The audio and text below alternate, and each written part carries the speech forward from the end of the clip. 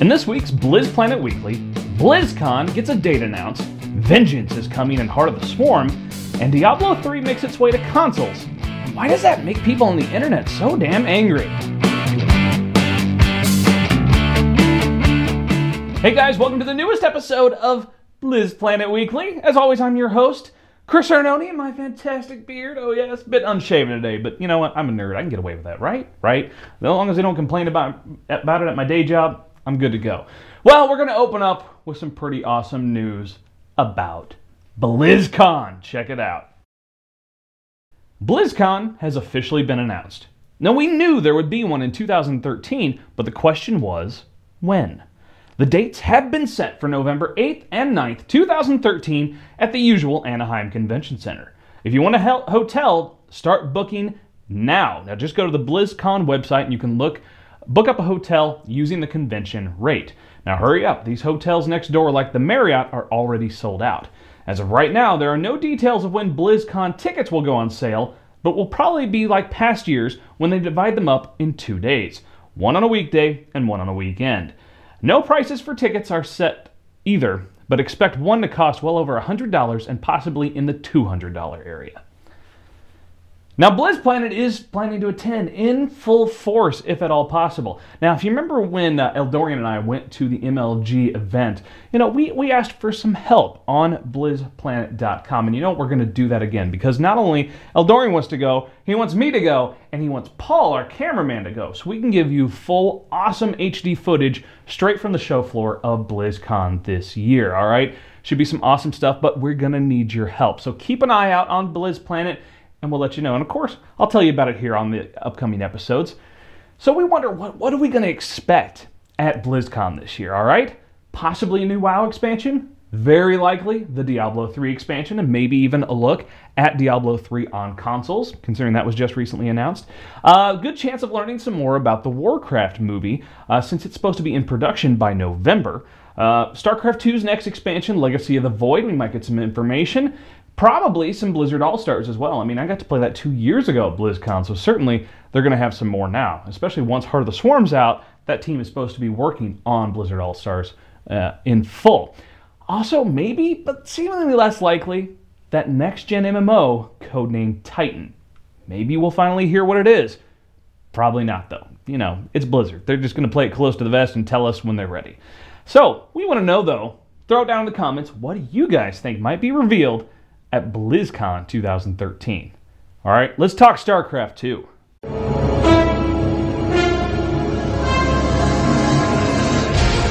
want a piece of me, boy? So in a few days, specifically February 26th, Blizzard will be hosting a special online event on Twitch TV, and they're calling it Vengeance. Now, this event's going to have some developers talking about Heart of the Swarm while taking questions from Twitter. If you want to throw a question at them, make sure you're on Twitter and just use the hashtag Vengeance. Now, in addition, this will be a special show match competition in Heart of the Swarm. It's going to be casted by Total Biscuit and Diablo. But, last but not least, there's going to be a worldwide premiere of a new animated trailer for Heart of the Swarm titled, appropriately, Vengeance. Now, let's talk patch 2.0.4. Now, this is the largest game-changing patch in Wings of Liberty, all right? And it has arrived. It is available now. Now, to reiterate, we've been talking about this for a while, but here's all the things you can expect in this. Clans and groups, all right? New replay features, including resume from a replay, watch a replay with others, global play, improved score screen and statistics, new matchmaking options, and new AI enhancements, all right? Now, all this is available now. The patch, you try to fire up Wings of Liberty, it should start downloading, and you'll have the new patch and all these new features right this second.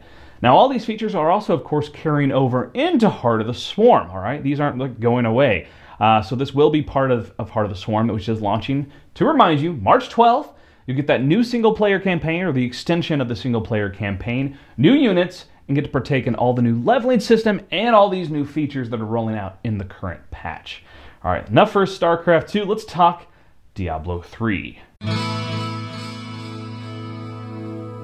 Stay a while and listen. So Diablo 3 is coming to consoles. Now, we knew this. We knew when they were developing it that they wanted to make a console version as well. Now, those of us who remember older Diablos on consoles, it was a shitty experience, let's be honest. It sucked. I tried, 'Twas not good, all right? Diablo on, I think that was PS1. But, you know, they made a valiant effort, at least. But this week, Sony announced the PlayStation 4, for those of you who are paying attention to the console side of things. And toward the end of the media event, Blizzard's own Chris Metzen came out, was on stage with a major announcement. Diablo 3 will be coming not only to PS3, but also to PS4.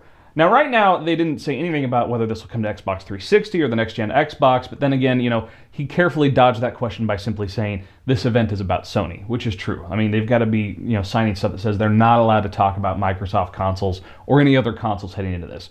Very likely, professional opinion, it's going to come to everything. I don't see them signing any sort of exclusivity deals.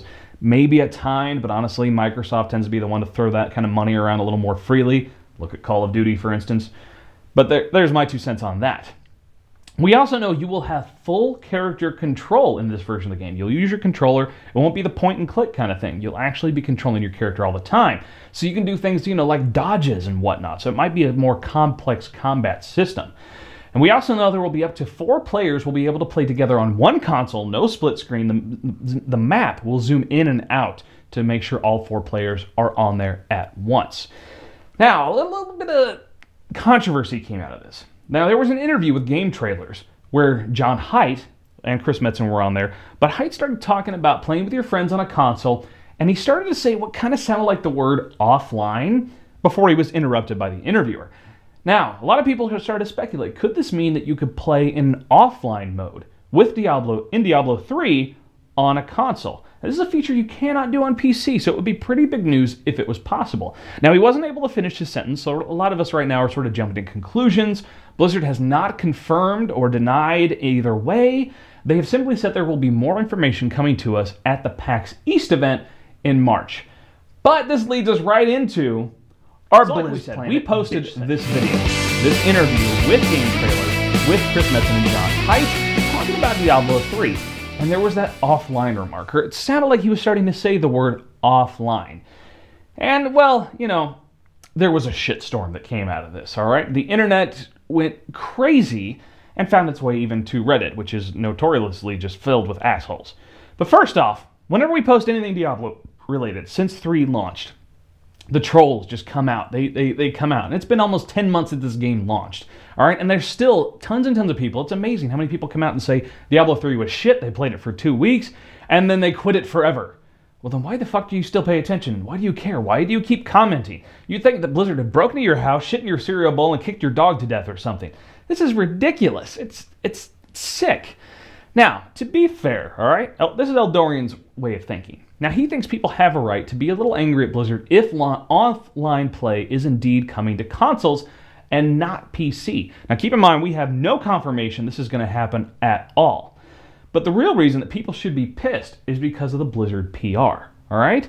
Now, the online, always online, is obviously an anti-piracy measure. It's a form of DRM, digital rights management. And that's because past Blizzard games have been pirated like crazy, especially in Asian countries. Lots and lots of piracy going on. So they've put in this always online, makes it much, much harder to pirate.